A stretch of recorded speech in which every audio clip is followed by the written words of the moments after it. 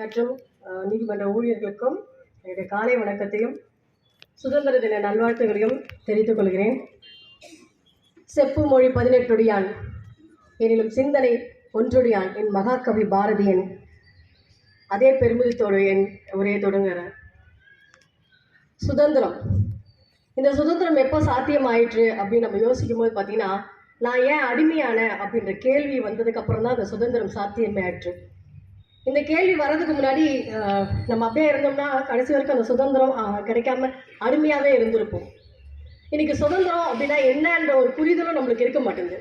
இன்னைக்கு தனி மனித சுதந்திரம் அப்படின்னு சொல்றாங்க. தனி மனித என்னுடைய மூக்குக்கு 3 அங்குலத்துக்கு முன்னாடி என்னுடைய சுதந்திரம் முடிஞ்சு போயிடும். அதுக்கு மேலே போனால் அது அடுத்த ஒரு சுதந்திரம்.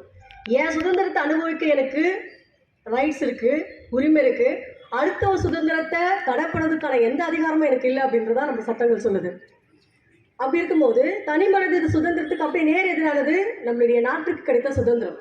இந்த சுதந்திரம் நான் அப்படின்ற ஒரு விஷயம். ஏன்னா பலதரப்பட்ட பிளவுகள் மத்தியில் வாழ்ந்த வேற்றுமையில் ஒற்றுமை என்றாலும் அந்த வேற்றுமையில உடஞ்சி கிடக்கும் போது அதன் வாயிலாக கிடைக்கப்பட்டுதான் நம்ம அடிமையானது. அந்த வேற்றுமை கலைஞ்சி நம்மளாம் ஒன்னாகணும் அப்படின்ற மிகப்பெரிய அந்த ஒற்றுமைக்கான வெற்றி தான் அந்த சுதந்திரம் கிடைத்த நம்ம நாட்டுக்கு கிடைத்த சுதந்திரம்.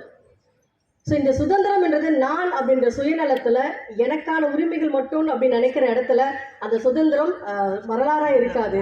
அது நாம் அப்படின்னு ஒன்றா சேர்ந்து இருக்கும்போது மட்டும்தான் அந்த சுதந்திரம் மிகப்பெரிய வரலாறை உண்டாக்குவது, மிகப்பெரிய எதிர்கால சந்ததியும் ஒரு வளமானதாக மாற்றும். இந்த கேள்வியோட தான் நம்ம எழுப்பணும். இன்னைக்கு பல நேரங்களில் இன்னைக்கு நான் ரொம்ப நல்லா சுதந்திரமாக இருக்கேன், ரொம்ப கம்ஃபர்டபுளாக இருக்கிறேனா அப்படின்னா இந்த சுதந்திரத்தை மற்றவங்களுக்கு கொடுக்குறேனா அப்படின்னு நம்ம ஒரு கேள்வி நம்ம இன்னைக்கு யோசிக்க மாட்டேன்றோம். ஒரு நெட்டில் நான் பார்க்கும்போது சும்மா இண்டிபெண்டன்ட் பற்றி போடும்போது ஃபர்ஸ்ட் எடுத்துன்னு இது இன்னைக்கு லீவ் நாள் அப்படின்னு மட்டும் தான் இருந்தது. ரொம்ப வருத்தமாக இருந்தது. சுதந்திரம் வரும்போது எவ்வளோ பெரிய பெரிய விஷயங்கள் இருக்குது, இது லீவ் நாள் அப்படின்றத அதுக்கப்புறம் தான் பின்னாடி மீதி விஷயங்கள்லாம் வருது.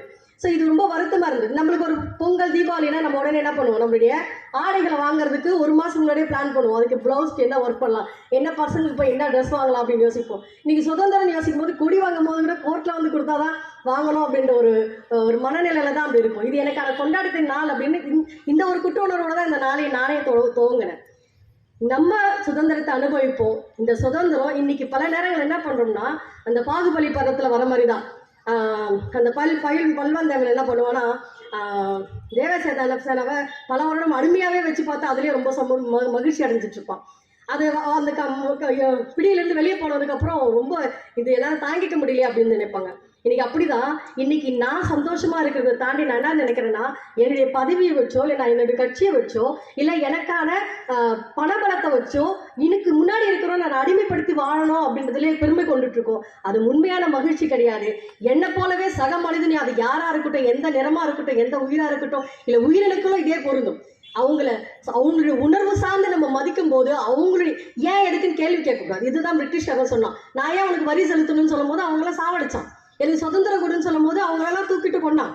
இதே கேள்வி நம்ம இன்னைக்கு ஒரு பொசிஷன்ல இருக்கிறோம், என்னை ஏன் அடிக்கிற அப்படின்னு நம்ம கேட்டா உடனே அவனை நம்ம பழிவாங்கிற எண்ணத்தோடவே நம்ம நிறைய செயல்படணும். அப்படி இல்லாம எனக்கு சக மனிதன் நினைக்கிறேன்னு போது இந்த சுதந்திரம் மிகப்பெரிய சந்தோஷத்தை கொடுக்கும். பல நேரங்களில் அந்த சுதந்திரத்தை மற்றவங்களை அடிமைப்படுத்தணுன்ற எண்ணத்திலேயே எனக்கான மகிழ்ச்சியும் எனக்கான சுதந்திரத்தையும் அனுபவிக்க முடியாம அடுத்தவனை அடிமைப்படுத்தணுன்ற எண்ணத்திலேயே இந்த காலங்கள் கழிந்து போயிருக்குது. அப்படி இல்லாம நம்மளும் மகிழ்ச்சியா இருப்போம், பிறரையும் மகிழ்ச்சியா வச்சுப்போம், உண்மையான சுதந்திரத்தை சுவாசிப்போம் சொல்ற இந்த வாய்ப்புக்கு நன்றி கூறி வெளிவருகிறேன். நன்றி, வணக்கம்.